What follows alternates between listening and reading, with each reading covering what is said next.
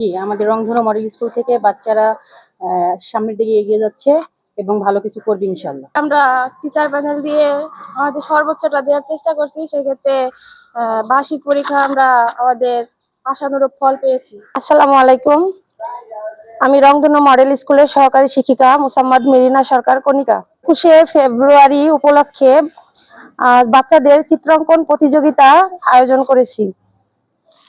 তো এই আয়োজনে শিক্ষার্থীদের অনেক উপস্থিতি দেখে আমাদের ভালো লেগেছে।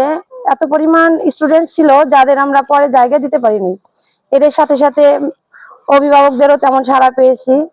তো আমরা চেষ্টা করব প্রতি বছরে যেন এরকম আয়োজন আমরা করতে পারি এবং বাচ্চাদের মধ্যে সুন্দর একটা প্রভাব বিস্তার করতে পারি।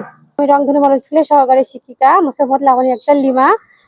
তো আমাদের বিগত 25 সালে পঞ্চম শ্রেণী পর্যন্ত ছিল। তো এই বছরে আমরা ষষ্ঠ শ্রেণী শুরু করেছি।